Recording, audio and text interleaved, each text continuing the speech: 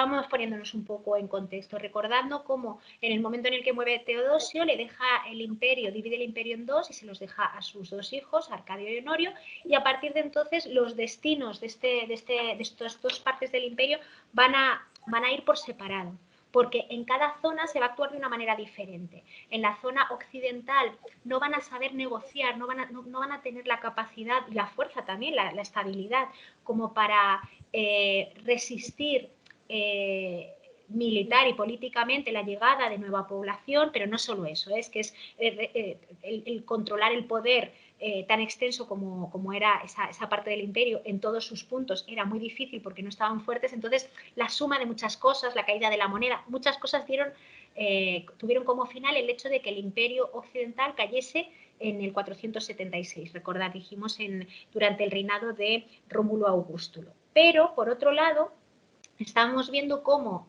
Arcadio y sus sucesores, a pesar de que también vivieron momentos muy tensos, porque no dejemos de pensar que ya el imperio estaba flojito, pero se tomaron decisiones diferentes, se supo negociar mejor con los pueblos bárbaros.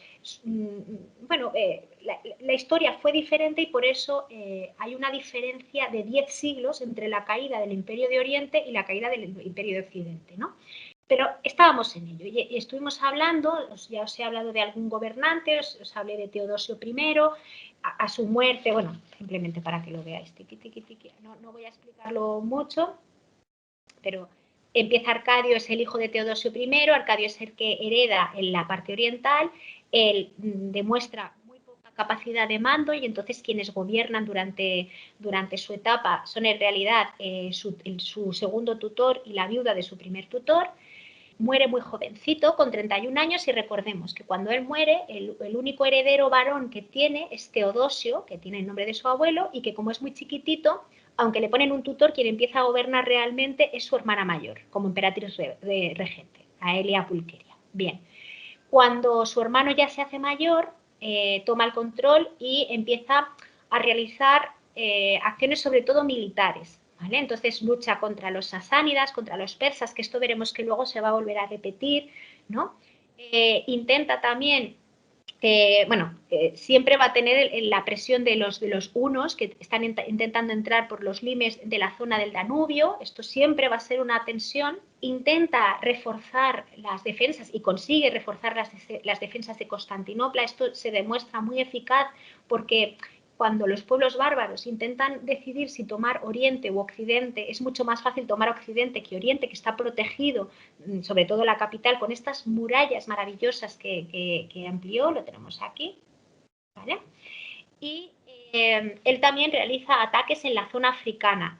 Llegan los vándalos, toman la zona del África romana, que es esta zona norte de África, se hace un ataque por parte del Imperio Occidental y del Imperio Oriental, no consiguen nada porque de repente los hunos y los sasánidas atacan y aquí nos habíamos quedado. Nos habíamos quedado en que finalmente Teodosio II intenta luchar contra los hunos, no tiene potencia suficiente y el tema es que para conseguir la paz y para conseguir que los hunos no sigan atacando, lo que hace es comprometerse a pagar mucho dinero a los hunos para mantenerles contentos, para mantenerles tranquilos y que no le ataquen.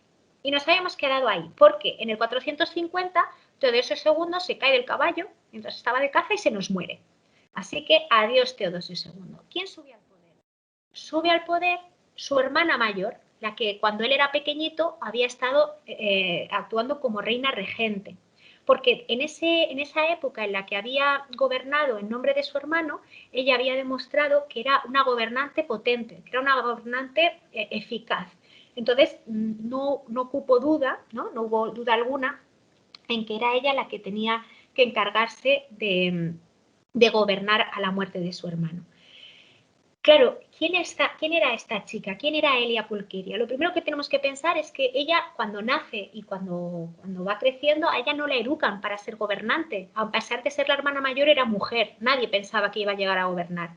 Entonces ella, realmente sus intereses previos no eran tanto de regente, no eran tanto de reina, como sobre todo era una mujer muy religiosa. Pero cuando se ve obligada por el destino a tener que tomar el poder, Pues es verdad que demostró ser una buena regente porque supo sofocar revueltas, frenó el avance de varias herejías, ¿no? O sea, que esto, si te lo explican desde esas herejías, no te dirían, fue desastroso, pero consiguió unificar pues digamos, el aspecto religioso, que a su vez ya sabéis que en esa época era un aspecto político. Entonces, si unificabas religiosamente al imperio, también conseguías más estabilidad política. Apoyó el desarrollo de las artes, de las ciencias, de la cultura y también realizó una labor muy importante con la ayuda a los más pobres, ¿no?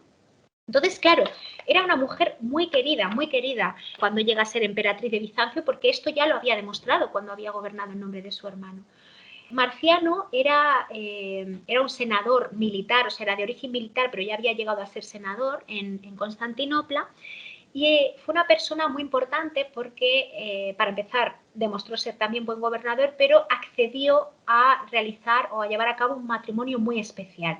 Os lo he puesto aquí. Se casaron, pero lo suyo era un matrimonio místico. ¿Por qué era un matrimonio místico? Pues veréis, os he dicho que cuando ella crece y se forma, nunca pensó que iba a ser emperatriz, nunca. Ella, sus preocupaciones iban por otros lugares porque en principio nunca, su destino no era ese, el de ser emperatriz. Entonces ella era una mujer muy creyente, era muy devota de la Virgen María, muchísimo, y cuando era joven hizo un voto de castidad. Hizo un voto de castidad para servir y volcarse en la devoción de la Virgen María. De hecho, había construido varios templos en Constantinopla dedicados a la Virgen. Entonces, claro, ella era virgen y debía seguir manteniendo esa castidad. Así que llegó a un acuerdo con este señor, con Marciano, y le dijo, vamos a hacer matrimonio, vas a ser emperador, pero tienes que respetar mi virginidad. Y en teoría, según lo que cuenta la historia, eso se respetó. A partir de entonces, como emperador y emperatriz, llevaron una política totalmente reformista y regeneradora en el imperio. Un imperio que, recordemos, solo unos años antes, durante el reinado de Teodosio II, había sido humillado, había sido empobrecido sobre todo por los ataques de los hunos, pero no solo por los ataques de los hunos, ¿no? Entonces, ellos tenían claro que lo primero que tenían que hacer era cortar este ataque y cortar esta sumisión económica que Bizancio tenía con respecto a los hunos.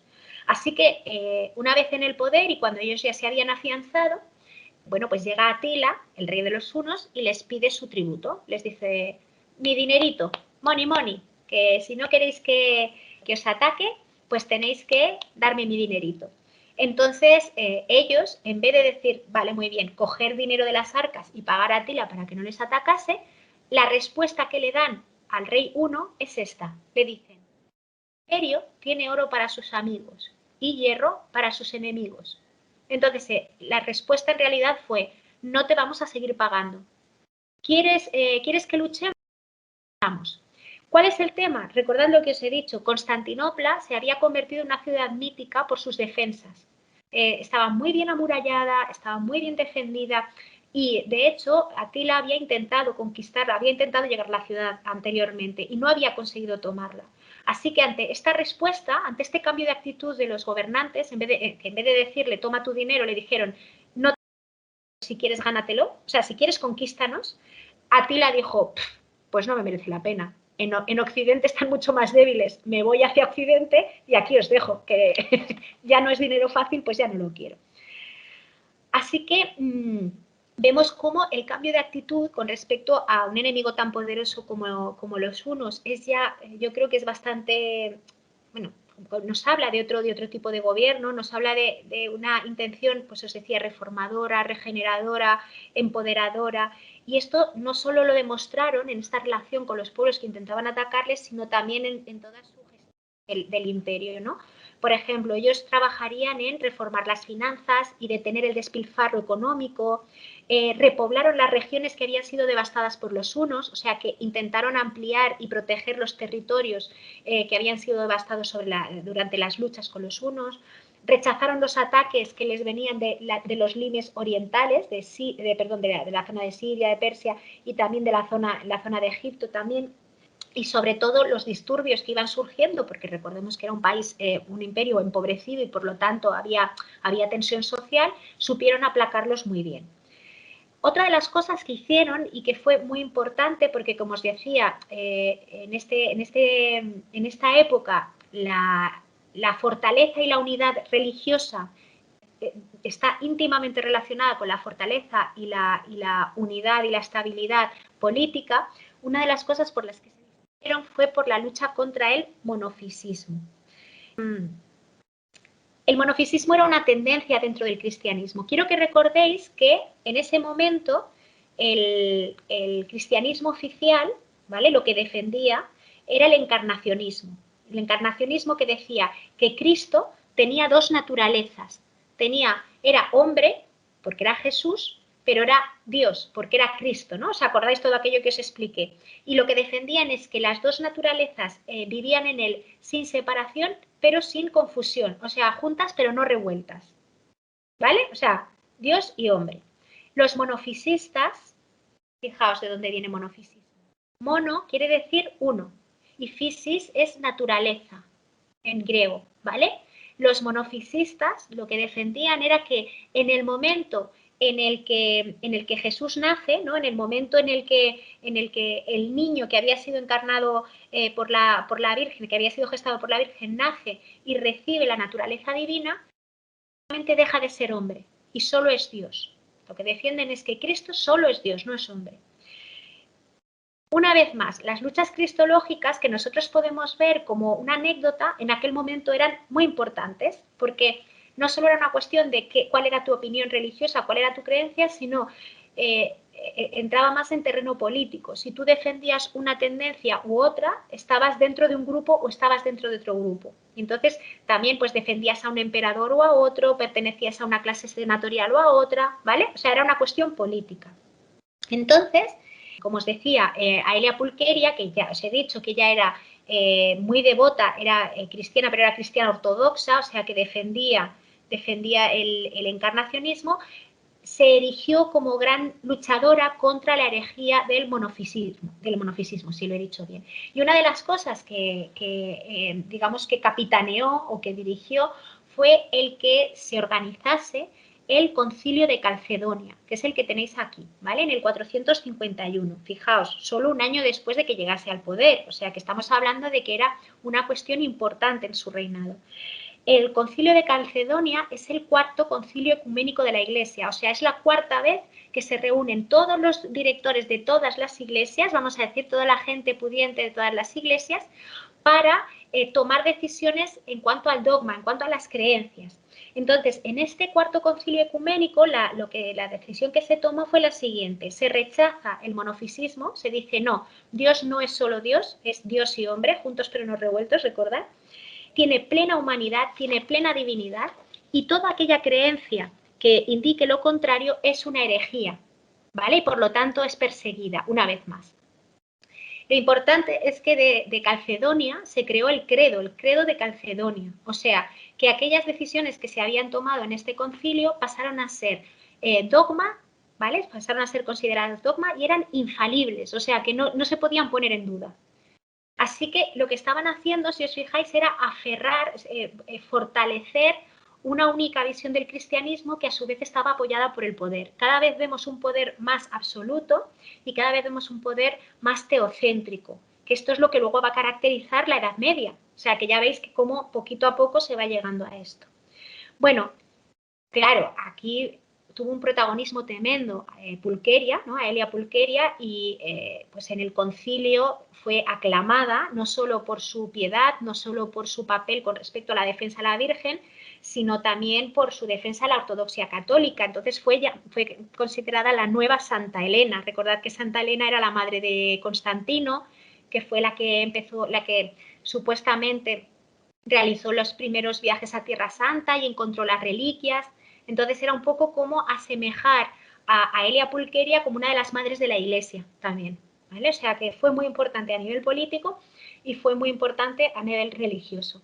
Muere en el 453, o sea, solo está 3 años en el poder, pero son determinantes en el cambio, digamos, en este punto de inflexión dentro de la historia de Bizancio. O sea, ella y su marido en total, ella va a estar 3 años y él 4 años más. Ella y su marido están 7 años en el poder, pero son 7 años que se consideran de los mejores reinados que tiene, por lo menos en la primera etapa, el Imperio Bizantino, porque consiguen afianzar, consiguen estabilizar un imperio que había sido muy debilitado en los últimos años. A partir de entonces,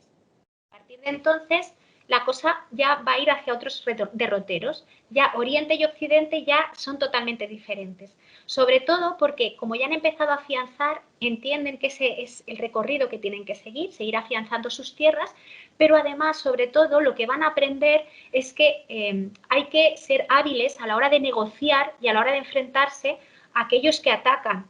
Claro, desde su punto de vista, aquellos que intentan penetrar no de manera pacífica, sino tomar tierras y conquistar tierras, o sea, quitarte a ti poder territorial, bueno, pues hay que ser hábil a la hora de negociar con ellos o de luchar contra ellos. Quizá el mejor ejemplo de todo esto y que es determinante es este emperador, el emperador Zenón. El emperador Zenón no os voy a explicar casi nada, simplemente os lo voy a poner como ejemplo. Él es el que está gobernando en el año 476, que recordad que es el momento en el que Rómulo Augustulo, bueno, pues tiene que ceder el poder a Odoacro y es el momento en el que cae el imperio, ¿vale? El imperio occidental. En ese momento, quien gobierna, como os digo, en Oriente, en la zona bizantina, es Zenón. Muy bien. ¿Por qué os lo pongo como ejemplo? Para que veáis cómo Oriente está aprendiendo de los errores de Occidente. Él lo que hace es decir, muy bien, vale, ha caído el imperio occidental, ha caído la parte occidental. Yo puedo tomar dos caminos. Puedo tomar el camino de intentar luchar y conquistar esos territorios para volver a unir todo el Mediterráneo. Pero tengo que ser consciente de que estoy muy débil y que seguramente no lo vaya a conseguir.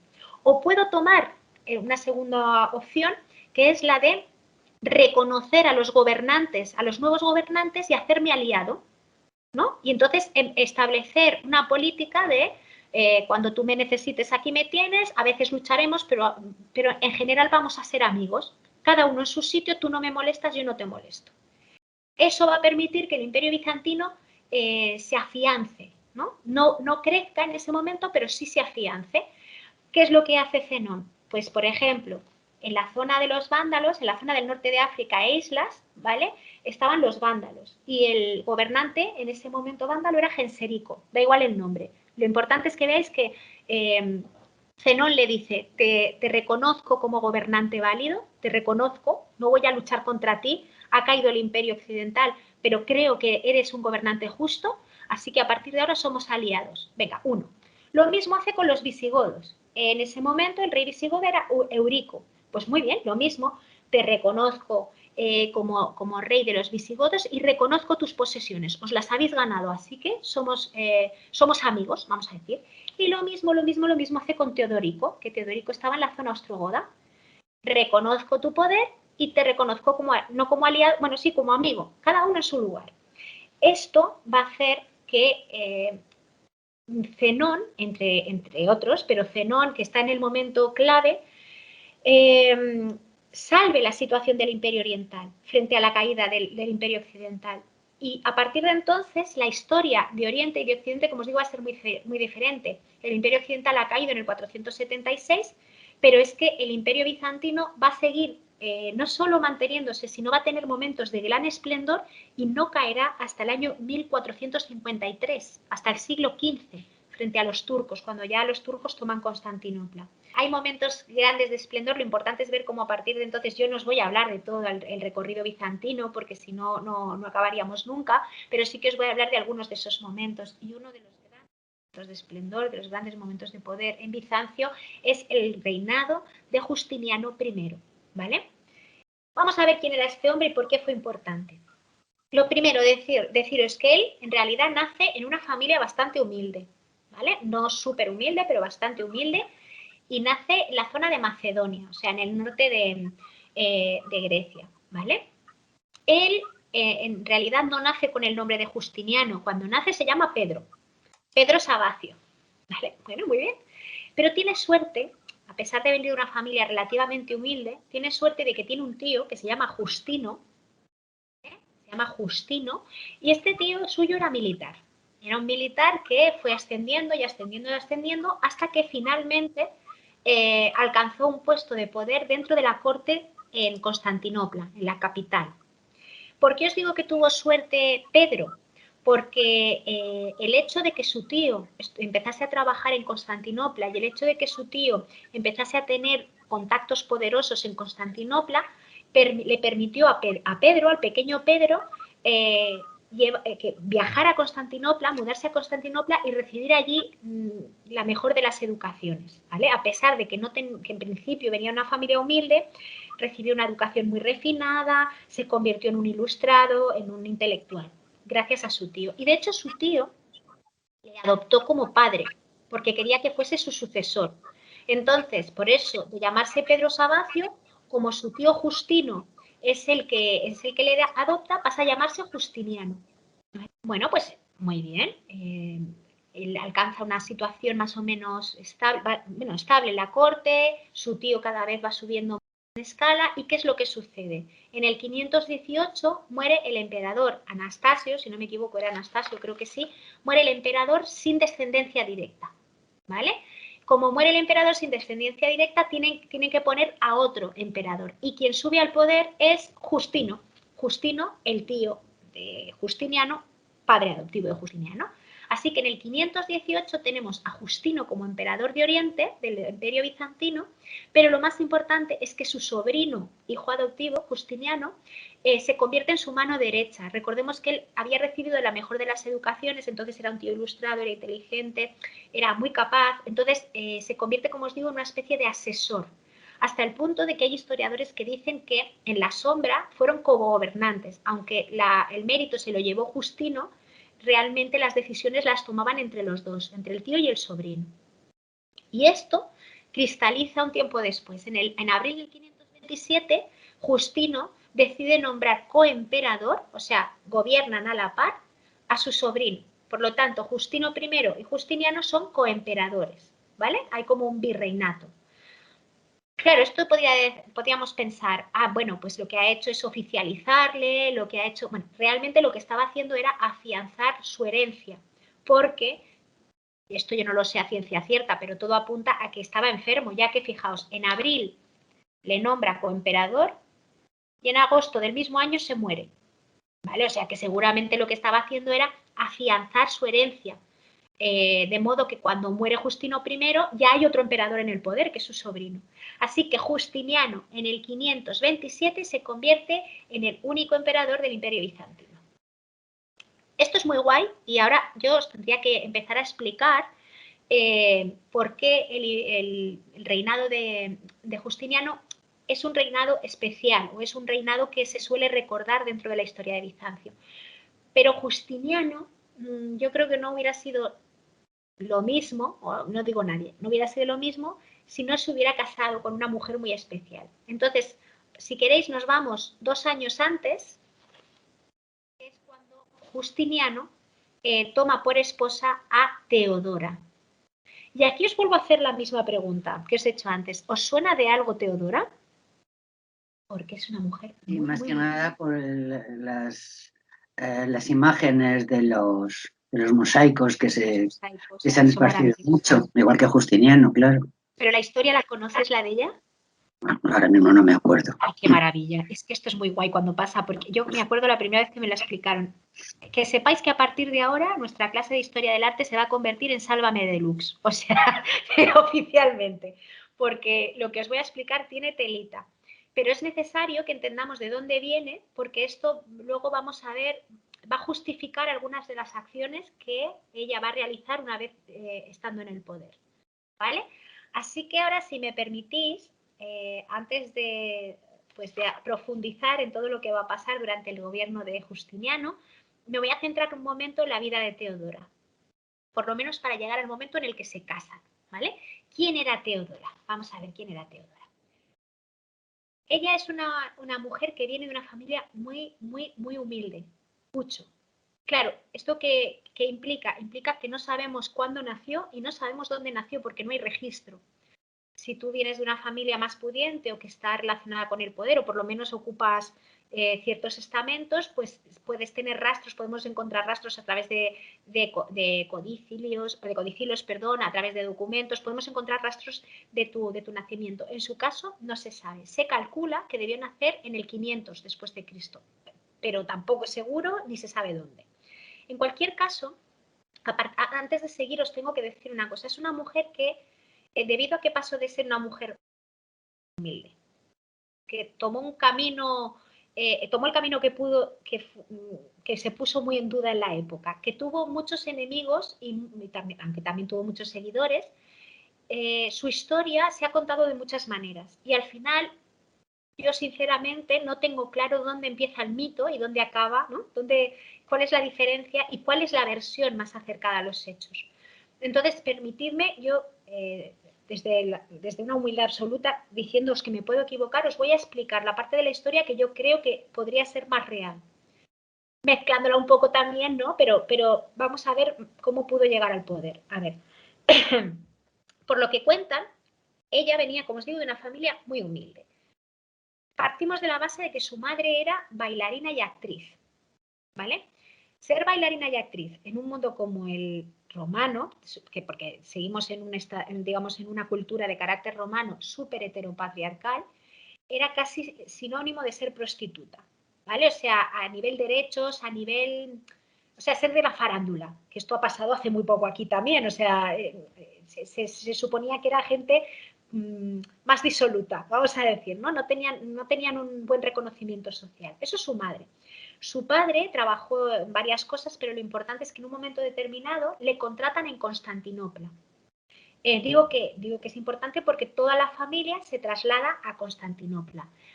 ¿Quién le contrata para hacer qué? Bueno, le contratan como domador de osos para trabajar con la facción verde. ¿Os acordáis que dijimos que en el hipódromo había 4 facciones?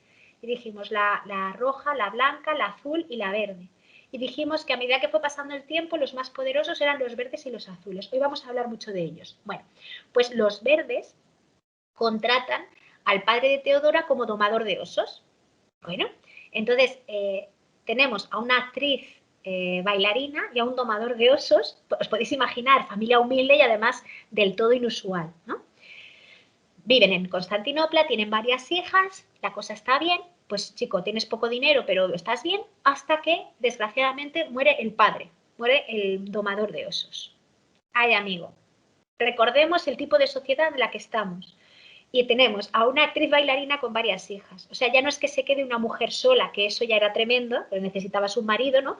Necesitabas al pater familias, que era el que lo regía todo, sino es que además era una mujer de dudosa, o que ponía en jaque la moralidad de la época, vamos a decirlo así. Ella se intenta casar, la cosa está complicada porque quien quiere casarse sí que encuentra un hombre, pero al final no sale bien. Recordemos, actriz bailarina con varias hijas, ni siquiera tenía un hijo heredero, es que no había hombre, ¿sabes? O sea, era muy difícil. Así que la decisión que toma su madre para poder sacar adelante a sus hijas, ¿no? Para poder darles, por lo menos, asegurar que no se mueren de hambre, es cubrirlas de guirnaldas, ponerlas muy guapas, las cubre de guirnaldas, les da una rama de olivo y una rama de laurel y las lleva en una de las carreras importantes que se iban a realizar en el hipódromo, las lleva como suplicantes. ¿Qué es una suplicante? Bueno, aquí le vemos, please. ¿Qué es una suplicante? A ver, la súplica era un ritual, ¿vale? Era un ritual de origen griego, de origen griego clásico. Recordemos que Bizancio es una sociedad multicultural en la que se mezcla lo romano, lo griego, lo oriental, lo cristiano. Entonces es lógico que tengamos rituales de diferentes orígenes, ¿vale? Bueno, entonces, el ritual de la súplica consistía en lo siguiente. Cualquier persona que tenía algún problema, cualquier persona que estaba desprotegida, podía presentarse ante otra persona con mayor poder económico, político, social, para pedir su protección. Es un poco, ya vamos viendo actos que están relacionados con lo que luego vemos en el feudalismo. O sea, realmente lo que le estaba pidiendo es protección, ¿no? Es un acto feudal, básicamente, ¿no? Lo hacían, formalizaban la súplica a través de esas ramas de olivo o de laurel, que qué esas ramas? Porque esas ramas tienen connotaciones divinas, estaban relacionadas con los dioses Atenea, Zeus.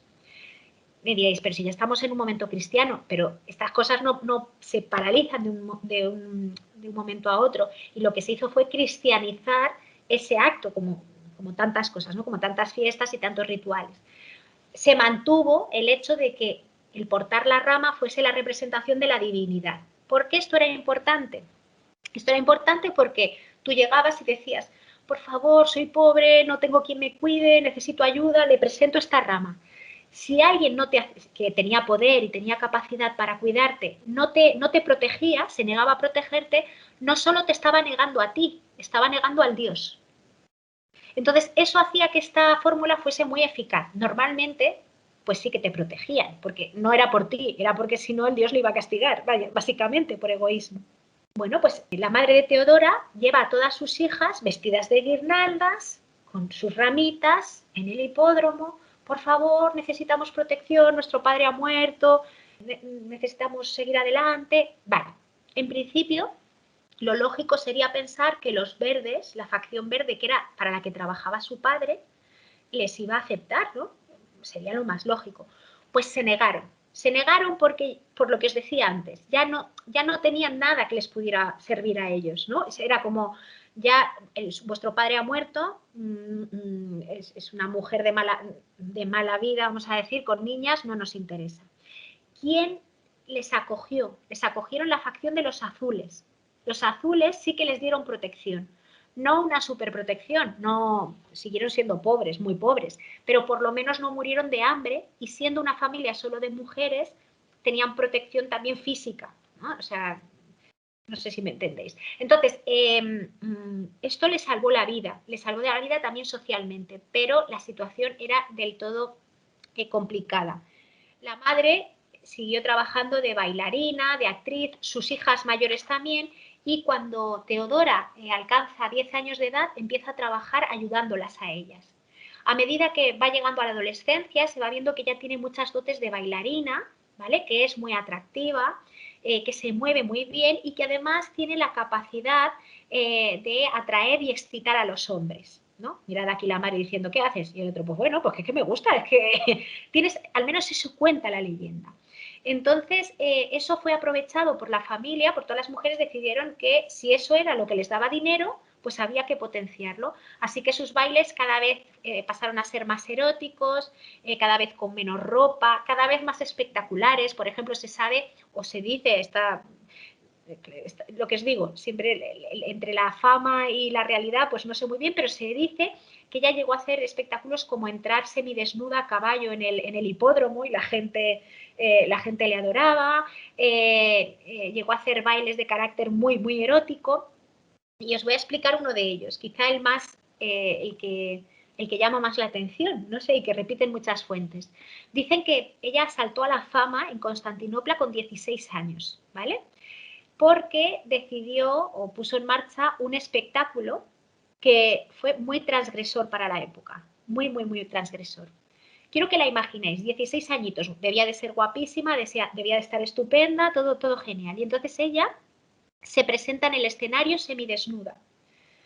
Se tumba en el escenario, se abre de piernas frente al público, o sea, digamos, mostrando el sexo al público o la zona del sexo al público, y unos esclavos cubren sus partes pudendas, cubren su sexo con granos de cebada, ¿vale?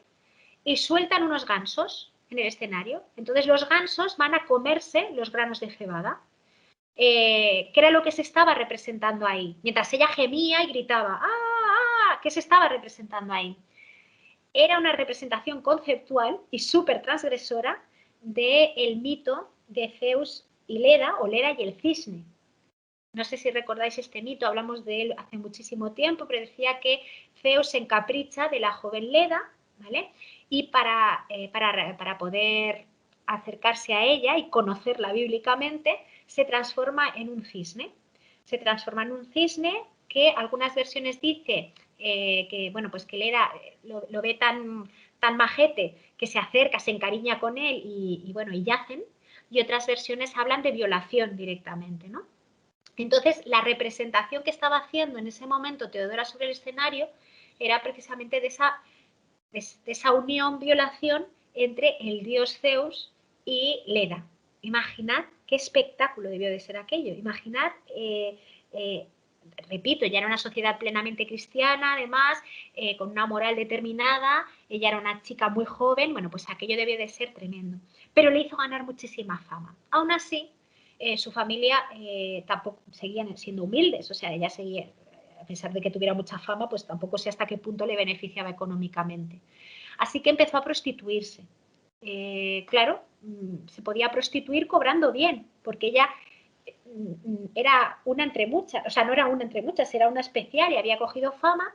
Entonces, por lo que dicen, se empezó a prostituir y empezó a irle bastante bien y llegó a abrir un prostíbulo con una amiga suya que se llamaba Antonina. Antonina y Teodora abren un prostíbulo que se convierte en uno de los más aclamados y frecuentados de Constantinopla. ¿Vale? Entonces, durante un tiempo lo regentan las dos hasta que ya ganan bastante dinero y Teodora dice que está hasta el moño, que ya no quiere seguir con aquella vida, que ya se quiere retirar, que lo que ha tenido que hacer lo ha tenido que hacer, pero quiere vivir una vida más tranquila. Entonces se va de Constantinopla, se va con su amante oficial, que era un tal Ecébolo, pero que da igual cómo se llamase el señor, porque se van, ella desaparece 4 años y a los 4 años vuelve a Constantinopla, vuelve a casa de Antonina, de su amiga, y vuelve con una hija de este amante y vuelve totalmente maltratada. O sea, había sido una mujer maltratada. Imaginar la historia, si es que es lógico, o sea, eras la amante, ni siquiera eras la mujer, eras una antigua prostituta, o sea, si ya me imagino que la violencia contra las mujeres, si la seguimos viviendo hoy, pues imaginad en aquella época, era totalmente impune, pues si tú además eras prostituta, entonces debió de ser brutal. Ella vuelve a Constantinopla e intenta rehacer su vida. Antonina le ayuda, no quiere volver a la prostitución y por lo que se ve, empezó a trabajar como hilandera. Este es el momento, o sea, hasta aquí la vida de Teodora, hasta que conoce a Justiniano. Esto que quede claro que son las escenas de la peli italiana, que si no la habéis visto, pues es divertida, pero bueno, divertida, es que es muy curiosa porque se saltan toda la historia, pero bueno, pero no se conocieron exactamente así. No sé exactamente cómo se conocieron, pero lo que dicen es que en el momento en el que Justiniano la vio, cayó rendido a sus pies, se obsesionó con ella, ¿no? Lo único que quería hacer era casarse con ella. En cualquier caso, lo que cuenta la historia es eso, que él cae locamente enamorado de Teodora y que no quiere casarse con otra mujer, que es consciente de que ella había sido prostituta, había sido bailarina y que él era heredero al trono. Es que recordemos que su tío era el emperador. O sea, esto era como... Pero le daba igual. Le daba igual, pero había impedimentos. El primer impedimento era su tía, la mujer del emperador. Su tía Eufemia se oponía, dice, pero vamos a ver, ¿cómo te vas a casar con una prostituta que se ha acostado a media Constantinopla? Pero tú estás loco, que vas a ser emperador cuando se muera tu tío. Y él dice, o sea, me imagino que a su tía le diría, sí, tía, tienes razón, pero bueno, me da igual. Cuando se muere la tía, él ya dice, ahora que ya mi tía está muerta, ya me puedo casar con Teodora. Pero había otro impedimento, y es que había una ley que prohibía a las actrices bailarinas y a las prostitutas casarse con patricios y nobles. ¿Vale? No se podía romper esa escala entre la clase baja y la clase alta. Así que ellos no se podían casar. ¿Qué hago? ¿Qué hago? Claro, ¿qué hago? ¿Qué hago? Pero hombre, yo soy el sobrino del emperador y su mano derecha. Entonces lo que hacen es derogar esa ley. Derogan esa ley y por lo tanto ya no está prohibido que ambos se casen. Así que en el 525 se casan Teodora y Justiniano. Aquí yo quiero hacer un inciso y quiero que veamos que porque así es como normalmente se explica, ¿no? Ibai derogó la ley. Bueno, quiero que veáis que es muy interesante desde el punto de vista social, moral y jurídico que se diera este paso. Se deroga la ley y es una manera de beneficiar a muchas mujeres de clase baja que se habían visto abocadas a una vida bastante penosa, que tenían relaciones para subsistir con gente de clase alta y que no se les reconocían. Sus hijos eran bastardos, ellas no tenían derecho a nada. Entonces, esta ley, el derogar esta ley, lo que permitió fue cierta permeabilidad social para esas mujeres que a partir de entonces ya tenían derecho, si lo conseguían o si querían hacerlo, tenían derecho a casarse con un hombre de la escala social que fuese, ¿vale? Así que, bueno, incluso tenían derecho a herencia, madre mía, o sea, fijaos qué locura. Así que, bueno, lo que fue quizá un capricho del emperador sí que comportó una mejora legislativa y social para las mujeres de clase más baja. Pero lo del legislativo lo veremos más tarde. Volvemos al matrimonio de Teodora y Justiniano. Como os digo, se casan en el 525 y a partir de entonces ella demuestra que es una mujer inteligente, que es una mujer prudente, pero que es una mujer nada temerosa, que intenta ser justa, pero no le tiembla la mano. O sea, demuestra que puede ser una buena gobernante y va a influir muchísimo, según dicen, en las decisiones políticas que vaya tomando su marido. Sobre todo, quizá el momento en el que ella empieza a despuntar, en el momento en el que se ve realmente la influencia que tiene sobre Justiniano, lo vamos a ver en el episodio histórico conocido como los disturbios de Nicá. Y aquí os voy a explicar una historia que fue tremenda, ¿vale? Para entender lo que sucedió, dejadme que recuerde ciertas cosas. Lo primero, recordad lo que os decía antes. El hipódromo como centro social, ¿vale? Como centro también político, bueno, como gran centro no solo de ocio, sino social en Constantinopla. Recordad que la afición, el público, se dividió en 4 facciones que estaban relacionados con los 4 equipos de Áurigas, ¿no? El azul, el verde, el rojo y el blanco. Y que en aquella época los que tenían más relevancia social y política eran los azules y los verdes. Inicialmente os dije que estas facciones, estos equipos, cuando sus fieles, digamos, no estaban relacionados, no tenían por qué estar ligados a ningún barrio, a ninguna tradición religiosa. ¿No? ¿Os acordáis que os lo dije? Dije, bueno, cada uno podía defender al color que quisiese. Eso al principio. Pero irremediablemente ya sabéis que este tipo de agrupaciones al final acaban generando una tipología conjunta y finalmente sí que tenían ciertas connotaciones. Ser verde, ser azul, ser rojo, blanco no era lo mismo. Porque seguramente no eras de la misma clase social, no pertenecías al mismo grupo de creencias. ¿Qué es lo que os quiero decir? Recordemos, el verde y el azul como las facciones más importantes. La facción verde y la facción azul, en concreto, sí representaban a 2 clases sociales y a 2 tendencias religiosas diferentes, ¿vale? La facción verde, que recordemos que era la que había contratado al padre de Teodora como domador de osos, representaba a comerciantes, arrendatarios de servicios y bienes públicos, o sea, podríamos decir burgueses, ¿vale? Burguesía comercial, burguesía, podríamos decir. Y su religión mayoritaria era el monofisismo. Vale. La facción azul estaba representada por terratenientes, aristócratas, clero y obviamente estamos viendo que es una facción que está representada sobre todo por instituciones más oficialistas, por lo tanto su religión es el cristianismo oficial, vamos a decir, o sea, el credo de Calcedonia, ¿vale? Esta oposición, no solo entre 2 clases sociales, entre 2 poderes políticos, sino entre estas 2 religiones, es muy importante porque en aquella época cada vez había más monofisistas, o sea, cada vez había más. Y esto se estaba viviendo con tensión por parte del Estado porque dividir el poder religioso era dividir el poder político. Entonces estaba habiendo mucha tensión porque ellos pensaban que se estaba poniendo en duda la unidad del imperio. Vale. Claro, tú vas a asistir a esas carreras y como os decía, el estar allí era defender obviamente al equipo que a ti te interesaba, pues si eras verde, si eras azul, si eras rojo o blanco, pero era también defender tu clase social, era también y defenderla a muerte. ¿Vale? Cada vez más a muerte. Cada vez era una cuestión no solo deportiva, sino más de clase, más política, más religiosa. Por lo tanto, es lógico lo que sucediese, lo que nos explica Procopio de Cesarea, que era un historiador de la época. Fue un historiador importantísimo porque nos narra casi paso a paso todo el reinado de Justiniano, porque además era muy cercano al emperador. Y fijaos lo que nos dice. Nos dice, la población de las ciudades se había dividido desde hace tiempo en 2 grupos, los verdes y los azules. Sus miembros, de cada facción, luchaban contra sus adversarios, no respetando ni matrimonio ni parentesco, ni lazos de amistad, incluso aunque los que apoyaban a diferentes colores pudieran ser hermanos o tuvieran algún otro parentesco.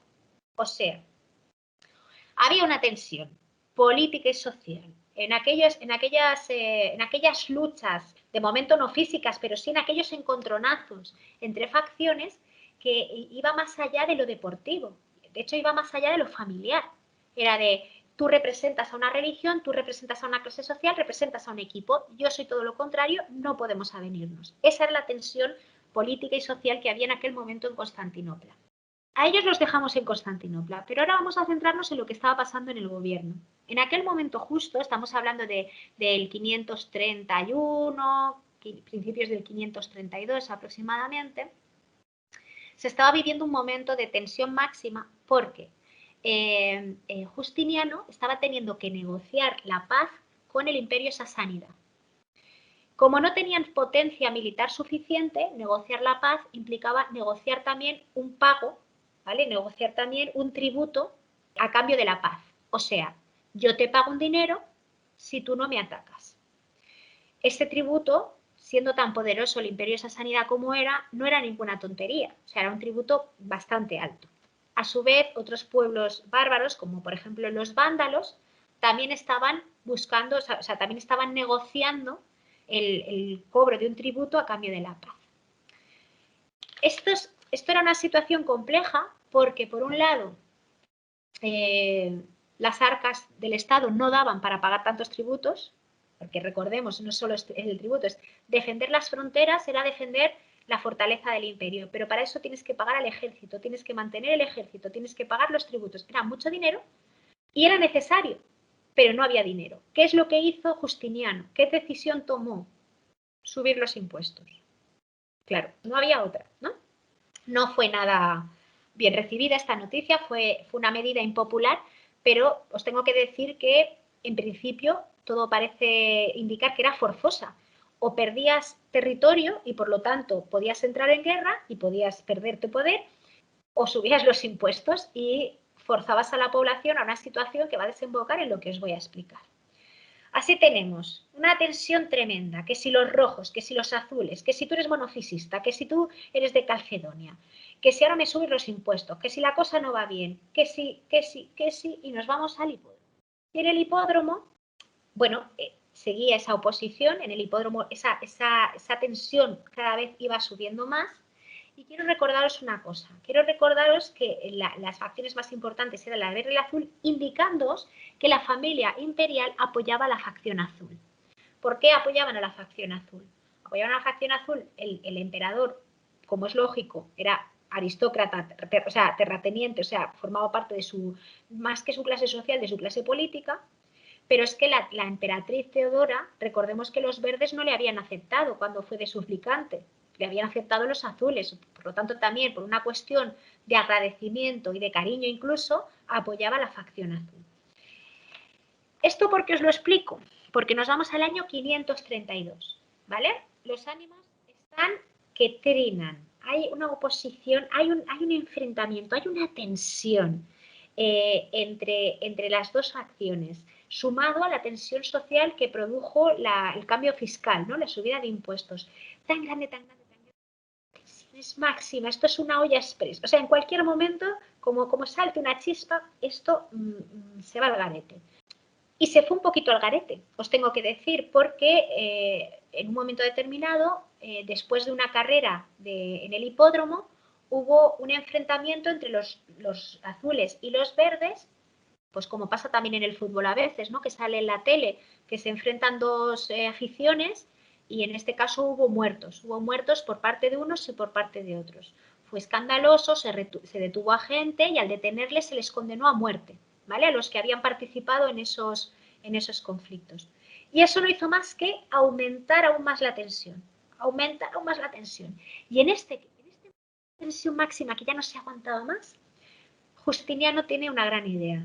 Y quiero que se entienda esta gran idea con toda la ironía del mundo mundial, porque Justiniano aquí no te luciste. Él dice, tenemos una gran tensión entre los rojos, entre los verdes y los azules.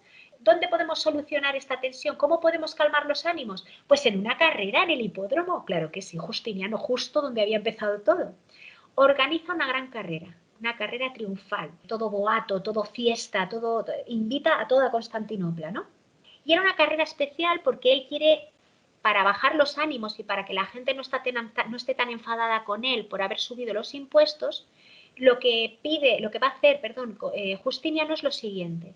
Entre carrera y carrera, en el momento más digamos, de mayor expectación entre los espectadores, va a sacar a todos los condenados a muerte por los enfrentamientos de hacía unos días, a todos los condenados a muerte de los azules y de los verdes, y les va a conmutar la pena. Ya no estarán condenados a muerte, solo van a estar en la cárcel. Y él dice, bueno, aquí me van a perdonar, todo el mundo va a estar contento, se van a hacer las carreras, esto va a ser estupendo, estupendo. Bueno, total, llega el día, se organiza todo, y entonces quiero que recordéis, ¿no?, que el Palacio Imperial estaba justo al lado del hipódromo, uno junto a otro. Y entonces llegan los emperadores, la emperatriz Teodora y el emperador Justiniano, y suben, entran en el palco imperial. Entran en el palco imperial esperando ser recibidos con aplausos, esperando ser recibidos, gracias a esta competición, bueno, pues con alegría por parte de Constantinopla. Y lo que encuentran es todo lo contrario. En el momento en el que pisan el palco, ¡bú! ¡Bú! Os odiamos, sois los peores, os habéis subido los impuestos, no podemos más. Entonces, ellos flipan, claro, pero ¿cómo nos están haciendo esto? Pero perdón, ¿cómo puede ser? La cosa cada vez es más tensa, el emperador y la emperatriz no reaccionan, y la chispa, esa chispa que os decía que faltaba para que la tensión se acabase rompiéndose, ¿no?, pues se da justo en ese momento. Alguien, en vez de seguir abucheando, decide intentar acceder al palco imperial, para atacar a los emperadores, gritando «Nika», que quiere decir «Victoria». En ese momento, imaginad, todo el estadio, o sea, todo el hipódromo de Constantinopla, que ya dijimos que era enorme, se deja llevar por aquella situación, y al grito de victoria intentan penetrar en el palco imperial. Los emperadores huyen por aquel pasadizo, no sé si os acordáis que os dije, el pasadizo que unía el hipódromo con el Palacio Real, huyen por aquí, y esto enfurece aún más a los espectadores. Aquí se va a iniciar un momento tremendo, que van a ser días, una semana de disturbios, de luchas, de incendios, de muertes, o sea, va a ser tremendo. Primero van a atacar el hipódromo. Cuando salgan del hipódromo se dirigirán todos en masa, ya no rojos, blancos, azules o verdes, no. Toda la población en masa que había ido a ver las carreras se va a dirigir hacia el Palacio Imperial. Van a intentar atacar el palacio, no lo consiguen, entonces deciden dirigirse ahora al pretorio. En el pretorio era donde estaban sus compañeros, los que habían sido detenidos y que habían sido condenados a muerte. Se dirigen al pretorio, atacan el pretorio, sacan a sus compañeros, y a partir de ahí empiezan 5 días de disturbios, como os decía, en los que van a destruir los edificios públicos, van a quemar, va a haber lucha entre facciones, pero también contra los defensores y contra el ejército oficial de Justiniano. Bueno, por ejemplo, Santa Sofía, de la que hablaremos en clases posteriores, Santa Sofía ardió, se la cargaron, tuvo que renovarla, tuvo que restaurarla Justiniano cuando todo esto pasó, ¿no? Y como Santa Sofía, tantísimos otros edificios. La cosa estaba fatal. Estoy hablando de una semana en la que Constantinopla ardió, o sea, que no podía salir a la calle, ¿no? Esto, porque ya sabéis que a río revuelto ganancia de pescadores, esto es así, esto fue aprovechado por digamos, en el terreno político, en el Senado, esto fue aprovechado por los enemigos de Justiniano, que los tenía. Entonces, los senadores que se oponían al poder de Justiniano decidieron aprovechar esta situación de total descontrol para proclamar a otro emperador, para proclamar a Hipatio. Hipatio, os pongo en situación. Vamos a ir atrás. ¿Os acordáis que os he dicho que el tío de Justiniano subió al poder, Justino subió al poder porque se había muerto un emperador sin descendencia? Anastasio había muerto sin descendencia. Bueno, no tenía descendencia directa, pero tenía un sobrino, que era Hipatio. Entonces, había senadores que decían que quien merecía el trono era Hipatio, que era sobrino de Anastasio, y no Justiniano, que era el sobrino de Justino, que había llegado al poder porque sí. Bueno, ya sabéis, luchas interinas, tendencias políticas. Era la propuesta de estos senadores de proclamar a Hipatio como emperador era una afrenta política, pero también era una afrenta religiosa, porque Hipatio era monofisista, una vez más. esta lucha cristológica tremenda, ¿no? Frente a Justiniano, que era ortodoxo, ¿no? que sería el clero del Calcedonia, teníamos a Hipatio, que era monofisista.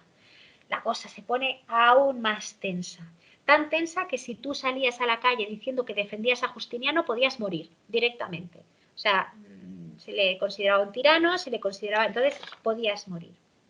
Ante esta situación, Justiniano dice, pues ya está, ha acabado mi reinado, ya no puedo hacer más, llevo una semana de disturbios, no lo puedo controlar, van a nombrar a otro emperador, me voy. Y empieza a organizar su huida de Constantinopla.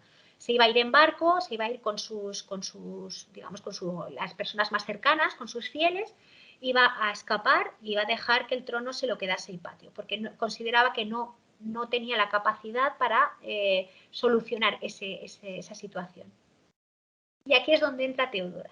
Según Procopio de Cesarea, este historiador que os he dicho, que convivió y que vivió los momentos o sea, que vivió todo el reinado de Justiniano de manera muy cercana, aun teniendo una manía tremenda porque odiaba, era un misógino, Procopio, pero bueno, da igual, odiaba a Teodora y la ponía de vuelta y media, aún así nos explica que en aquel momento en el que el emperador decide huir, decide marcharse y empieza a poner en marcha la huida, Teodora entra en la habitación, entra en el lugar donde estaban hablando y dice lo siguiente. No tengo tiempo de averiguar si es conveniente que una mujer hable delante de los hombres y dé a unas gentes tímidas consejos audaces. Quien ha recibido la vida no la ha recibido sino para perderla, pero quien ha sido investido del poder soberano no debe vivir si se lo deja quitar. Tú, César, si quieres huir, nada es más fácil. Tienes dinero, el mar es libre y los barcos están prestos. En cuanto a mí, Dios no permita que abandone la púrpura y que aparezca jamás en público sin ser saludada como emperatriz. Aprecio mucho esta antigua sentencia. La púrpura es un glorioso sudario.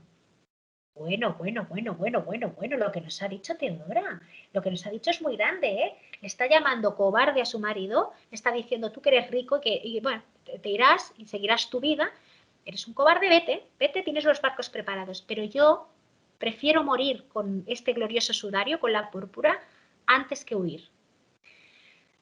Aquí os voy a dejar la escena en pause, ¿vale? Como cuando vemos la tele, cuando vemos un DVD. Os voy a dejar la escena pausada. Vamos a dejar a Teodora pronunciando esta frase, la púrpura es un glorioso sudario, a toda la habitación flipando de qué dice esta mujer, qué maravilla, a Justiniano decidiendo qué hacer con su vida, impresionado por lo que acaba de decir su mujer. Pero antes de deciros qué es lo que va a pasar, tenemos que profundizar un poco en este concepto de púrpura, para que entendamos por qué estas palabras de Teodora fueron tan poderosas. Vamos a ver de dónde viene la púrpura y ahora os voy a contar una historia paralela, ¿vale? Es como si fuesen capítulos, digamos, interrelacionados uno con el otro, pero vamos a dejar eso aparte y luego volveremos. Bien. ¿Qué es la púrpura? ¿De dónde surge la púrpura? Vamos a ver, nosotros cuando hablamos de púrpura solemos pensar en un color, simplemente en un color. Un color que por otro lado, no sé si lo sabíais, pero es un color muy amplio porque tiene muchas tonalidades diferentes, ¿vale? Todos estos colores son púrpura, todos los que veis en la pantalla. Y hay más tonalidades, estos son los más usuales. Pero claro, esto tiene una explicación material, que luego os lo comentaré, pero sobre todo tenemos que tener en cuenta que ahora vivimos en una sociedad que ya ha llegado a un nivel de abstracción de los colores, ¿no? Ya podemos producir los colores de manera digital, no necesitamos pigmentos naturales, es lo que os quiero decir, para conseguir estos colores. Sin embargo, en la época antigua, para conseguir un color se necesitaba un pigmento natural previo, ¿no?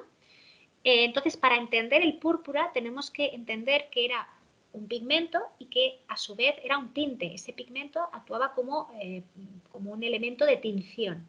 Bien. El entender esto nos va a permitir entender por qué fue un color tan importante en relación al poder, por qué adquirió esta simbología tan relevante dentro de los ámbitos de poder. Entonces, si me permitís, os voy a explicar lo que dice la mitología, o sea, qué historia mitológica se esconde detrás del descubrimiento de la púrpura como elemento de tinción. Y para eso nos tenemos que ir a la zona fenicia, ¿vale? A la zona oriental del Mediterráneo, los fenicios, toda esta zona. porque allí, según una narración mitológica, allí es donde se supone surge la industria de tinción púrpura. ¿Cuál es la narración mitológica? Bueno, esa narración mitológica nos habla de este dios, del dios Melkart. El dios Melkart era un dios fenicio que era protector de los navegantes, era protector de los comerciantes, era protector de los emigrantes, o sea, de todo aquel que tenía que moverse, que tenía que hacer viajes para sobrevivir o para comerciar, ¿no? Para subsistir. Era un dios muy ocupado. Jolín, vaya negocio, ¿no? Tener que proteger a todos los que recorrían el Mediterráneo, a los que vendían, siendo fenicio además, que se dedicaban a eso. O sea, era un dios importantísimo. Vale. Pero incluso los ejecutivos y las ejecutivas más poderosos tienen vida personal, todos la tenemos, así que los dioses también, aunque tengan tanta ocupación como tenía, tanto trabajo como tenía Melkart. Melkart estaba manteniendo una relación amorosa con una ninfa, con la ninfa Tirus. Recordad que hay una ciudad importantísima en la zona que era como la presentación de la ciudad Tiro, la ninfa. Entonces ellos pues se llevaban muy bien, estaban enamorados, cenaban juntos, iban al cine, bueno, lo que sea que hiciesen en la época. Estaban festejando. Y en ese festejar quiero que los imaginéis un día en la playa, ¿vale? Iban los dos paseando por la orilla de la playa, de la mano, Melkart y Tirus, iban con su perrito, tenían un perro, como las escenas de las pelis americanas, cuando están paseando de manera romántica, un atardecer, ellos dos en la orilla, caminando y el perro para arriba y el perro para abajo, y ese perro que de repente ve un caracol de mar y lo muerde, ¡clac!, se lo mete en la boca y lo muerde. Cuando se dan cuenta, al haber mordido el caracol, ha pasado una cosa extrañísima, y es que toda la boca del perro se ha teñido de un color precioso, precioso, precioso. Muy, muy, muy intenso, muy, muy, muy intenso. Entonces, la ninfa Tirus se queda impresionada. Pero qué color más bonito, pero mira el perro, que se le ha quedado la boca de este color. Y entonces le dice al dios Melkart, le dice: no te aceptaré como amante otra vez hasta que no me ofrezcas un traje del mismo color que tiene la boca del perro. Así que Melkart, que le gustaba mucho Tirus, dijo: pues nada, voy a investigar, investigó y averiguó cómo a través de esos caracoles se podía teñir telas para hacer vestidos. Así dice la narrativa mitológica fenicia que surgió la industria de tinción, la industria de teñido propia de la ciudad de Tiro. Bueno, pues fijaos qué historia más bonita. Tenemos un momento romántico, tenemos un momento de rebelión, tenemos el surgimiento de un nuevo negocio, lo tiene todo. Lo que tiene sobre todo es que nos explica de dónde se saca la púrpura. La púrpura, efectivamente, como nos explica esta historia mitológica, se obtiene de unos caracolillos de mar, de unos gasterópodos marinos de la familia de los murex. Claro, qué cosa más rara, ¿de un caracol se puede sacar un color tan bonito como ese? Pues chica, pues sí, porque fijaos, estos caracolillos, si tú los abres, ¿vale? Tú partes como hizo el perrete, ¿no? Que al morder partió el caracol, tú te encuentras con lo que es la glándula hipobranquial, esto de aquí. Y veis, dentro de la glándula hipobranquial, veis esta zona de color. Esto de aquí es una mucosidad que producen estos caracoles, un mucus, que tiene como elemento, uno de sus elementos son unos cromógenos, que al final es pigmentos, que al caracol le sirven para desarrollar parte de su actividad celular, pero también para defenderse de otros animales. O sea, un poco, yo me imagino que es como la tinta del calamar, ¿no? Vale. Si tú sacas esa mucosa, como veis en esta imagen, tú sacas esta mucosa, la extiendes, la dejas secar para que se quede en seco, se produce una cosa muy curiosa, y es que hay un cambio de color al oxigenarse. O sea, al entrar en contacto con el oxígeno, ese pigmento, esa mucosa cambia de color. Entonces pasa de blanco a amarillo, de amarillo a verde, de verde a azul y de azul a rojo o azul violáceo. ¿Veis que pone 0 minutos, 45 minutos? Se produce como por arte de magia, pero que no es magia, es química, se produce este proceso. Por eso, dependiendo de la cantidad del tipo de caracol, del estadio hasta que alcance o que le dejes oxigenarse, de la tela que utilices, por eso hay tantos tonos de púrpura, porque se puede jugar muchísimo con eso, porque su proceso químico es un proceso muy interesante y muy vivo, ¿no? Como veis aquí. Vale. Os tengo que decir que la historia de Melkart, este cuento mitológico que os he explicado, sí que es verdad que nos indica que la púrpura se toma de los caracoles marinos, eso es verdad, y sí que es verdad que en Fenicia hubo, sobre todo en Tiro, hubo una industria de tinción muy importante. Pero lo cierto es que históricamente hay restos, hay elementos que nos indican que ya se utilizaba antes de la llegada de los fenicios, ya se utilizaba este elemento.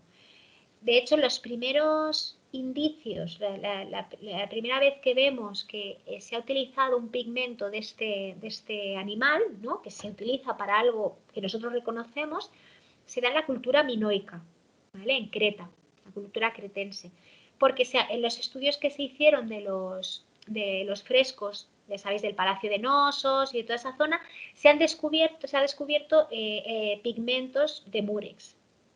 Por lo tanto, ya se trabajaba con ello. Otra cosa es que tiñesen sus telas, pero ya se trabajaba, ya se tenía conocimiento del pigmento.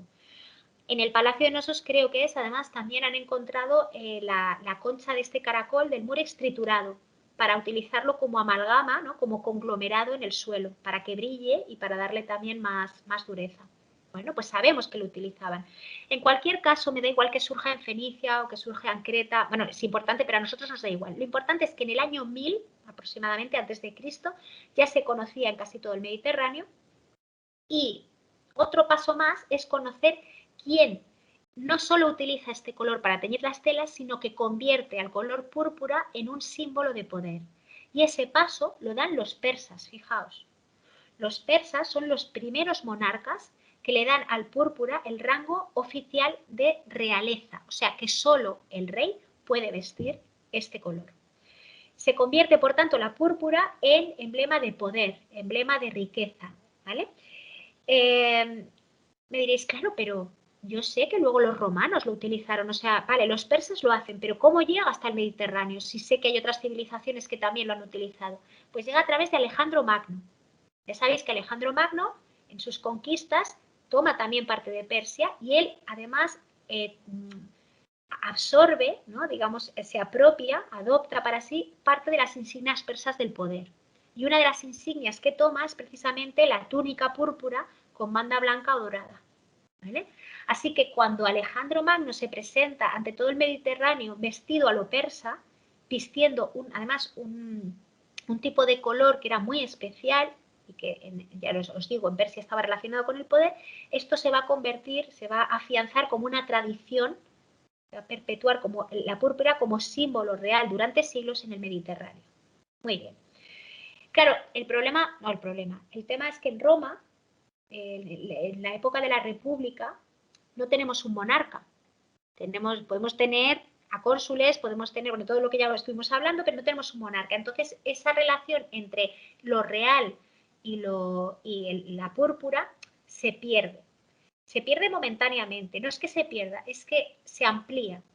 En la Roma republicana, durante mucho tiempo, quienes van a vestir la púrpura van a ser nobles, van a ser, bueno, patricios, obviamente, van a ser generales que hayan conseguido las victorias, o sea, va a ser gente pudiente. No el rey, pero solo las clases más altas. Solo aquellos que forman parte de las clases más altas. ¿Quién cambiará esto? ¿Quién dirá, oye, igual la púrpura solo lo tienen que usar algunos? Pues Julio César. Julio César llega un momento que dice, no. ¿Qué es esto de que cualquiera con dinero pueda vestir la púrpura? La púrpura solo la pueden vestir los senadores, pero no totalmente, sino pueden llevar fajas o franjas de color púrpura y yo soy el único que puede llevar la toga color púrpura, ¿vale? Soy el único que puede vestir el púrpura. Esto fue considerado un acto de tiranía tremendo, pero ¿cómo te atreves, Julio César? Pero esto realmente va a ser el nacimiento ya, porque ya sabéis que Julio César es el último, gobernante de la República y luego ya empezamos el imperio. Pues esta decisión de Julio César va a perpetuar en el imperio la idea de que son los emperadores los que pueden vestir la púrpura. Antes de seguir, ¿por qué la púrpura solo la visten emperadores, solo la viste gente de poder o gente con dinero? Pues básicamente porque es muy cara.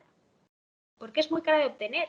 Fijaos, de cada bichito, de cada caracol, se pueden obtener como mucho 3 gotas, entre 1 y 3 gotas, ¿vale? De esa mucosidad. para teñir 100 gramos de lana se necesita 1 gramo de tinte seco, ¿vale? Para conseguir 1 gramo de tinte seco necesitas más de 100.000 caracoles. Eso quiere decir que es un proceso de extracción que ya hemos visto que es se hacía de manera artesanal, es carísimo, tanto porque era difícil obtenerlo como porque luego llevaba muchísimo trabajo obtener muy poca cantidad. Entonces es lógico que fuese un material tan caro, que al final el valor económico de ese material se traducía en que solo algunos lo podían vestir, por lo tanto se traducía en un valor político, en un valor social. Esto se va a llevar a un paso más allá por Diocleciano y Constantino. Ellos van a prohibir que cualquiera que no forme parte de la familia imperial vista el color púrpura. No se puede hacer y van a monopolizar la producción de la púrpura. ¿Por qué? Porque cuanta más gente la vista, menos caracoles quedan. Claro, se reparte entre todos. Ellos monopolizan y así se aseguran que solo los emperadores puedan vestirla. Y no solo eso, sino que le dan una connotación de celebración, le dan una connotación de dignidad imperial. De modo que la convierten en la Sacer Murex, en la púrpura sagrada, tanto en los tonos rojos como en los tonos azules, siempre violetas, ¿no? Crean ceremonias, Diocleciano crea incluso la ceremonia Adoratio Purpurae, o sea, en el momento en el que viste la púrpura, se imbuye del poder, digamos, de ese poder divino, de ese poder imperial, y le da una connotación mística al poder imperial. La púrpura, por tanto, en este momento se convierte en emblema de poder absoluto. Así lo explica el cuarto patriarca de la Iglesia Oriental, Constantinopla, Juan Crisóstomo, que dice: solo al emperador le es otorgado llevar la púrpura y la diadema en su cabeza, solo al emperador, nadie más puede hacerlo. Y así llegamos a Bizancio. En Bizancio heredan esta tradición, y no solo la heredan, la llevan a la enésima potencia, hasta el punto de que, fijaos, en Bizancio los emperadores eran conocidos con el nombre de purpuratus, los que visten de púrpura. Cuando eras nombrado emperador, se usaba la expresión púrpura sumsit, tomar la púrpura, porque ya podías vestirte y ya con eso, al vestir la púrpura, ya adquirías el poder supremo. Para celebrar los aniversarios en el poder de los emperadores, se celebraba el día natalis purpuram, el día que nacía la púrpura, o sea, celebraban la primera vez que había sido investido por la púrpura. Pero es que ya lo definitivo es que a los hijos e hijas, tanto hijos como hijas, nacidos de emperadores reinantes, se les conocía con el nombre derivado del griego porfirogeneta, que quiere decir nacido de la púrpura. ¿Esto qué quería decir? Que imaginad un emperador que llega al poder ya con familia, o sea, que antes de ser emperador tenía, por ejemplo, un hijo y una hija, ¿no? Le nombran emperador y siendo emperador, o sea, ya vestido de púrpura, tiene otro hijo. Entonces, ese hijo que nace siendo emperador es el porfirogéneta y ese hijo es el que va a tener derecho a ser el heredero en el poder. No el mayor no, porque ha nacido antes. Solo el que nace de la púrpura es el que va a heredar ese poder, porque es una púrpura mística, ¿no? Es tan importante en esa época que se empiezan a teñir los documentos de púrpura. O sea, los documentos oficiales, tanto religiosos como diplomáticos, como políticos, más importantes, cuando se le quiere dar una connotación dogmática, ¿no? digamos, de ley, de total importancia mística, se tiñen de púrpura. Esa es la importancia. Por eso, y con esto vamos a acabar, cuando llega el momento, en aquellas revueltas que estábamos viviendo, ¿os acordáis que estábamos en Constantinopla en el año 532? Todo el mundo Constantinopla llevaba una semana ardiendo, había violencia en las calles, el emperador decide huir, entra Teodora en la habitación y dice: la púrpura es un glorioso sudario. Lo que está diciendo es muy fuerte. Lo que está diciendo en realidad, fijaos, lo que le está transmitiendo al emperador es: yo prefiero morir investida del poder, investida de este poder absoluto místico que me da la púrpura, a huir y seguir viviendo de cualquier manera. Y es lógico, ella en su vida había experimentado lo mejor y lo peor. Y ella conocía no solo las mieles, sino también los poderes que te concedía ese estatus social, ¿no? aquí os voy a dejar en tensión, to be continued, ¿no? O sea, como dicen, el próximo día veremos cómo reacciona Justiniano ante esta frase maravillosa. Pero la púrpura se sigue utilizando también como poder, porque cardenales y demás se les siguen llamando purpurados. Y claro, es cuando les nombran. Claro, si es que de hecho recordad que toda la jerarquía de la Iglesia, ya lo hemos hablado en otras clases, deriva directamente de la jerarquía romana, por lo tanto es lógico, pero es que toda la simbología de los colores, que ya hablaremos de ello en otras clases, porque en Bizancio fue muy importante, toda esa jerarquía de los colores, o esa simbología de los colores, perdón, no solo deriva de que tú le des una connotación X, sino que son estos colores que están relacionados con el poder, normalmente el tema aquí importante es que son muy difíciles de obtener, que hay muy poquito, pues el oro ya me diréis, es carísimo, hay muy poco, es difícil de tratar. El azul que hablábamos ¿os acordáis cuando estábamos hablando en la clase de reconocer Madrid del Prado? El azul solo se obtiene, o sea, en aquella época, del lapislázuli, que era una piedra que no era muy común, por lo tanto era carísimo obtenerlo. El púrpura, pues el púrpura viene de la púrpura, entonces siempre como son pigmentos muy caros, al final tienen connotaciones de poder político, de poder económico, ¿no? Y esto también es interesante, yo creo que por eso esto perdura, porque hasta el siglo XX no hemos conseguido generar colores de manera... Bueno, hasta el siglo XIX, porque en el siglo XIX al finales ya se consiguió, pero no hemos conseguido crear esos colores de manera artificial, así que dependías de los pigmentos. Sí que surgió, que esto no os lo he explicado porque no me quería liar más, pero en Roma surgió un mercado de imitación. O sea, había telas teñidas de púrpura de imitación, como los bolsos. Se perdía. Pero por eso Julio César prohibió, porque vio que aquello era un choteo. O sea, yo me gasto un dinero en vestirme y este plebeyo. El próximo día vamos a ver qué pasa con la revuelta de Nicá. Y nada. Buen fin de semana, chicas. Igualmente. Venga. Luego, chao. Adiós, Hasta luego. Alicia. Feliz fin de... Igualmente, chicas. Adiós. Adiós. Bye.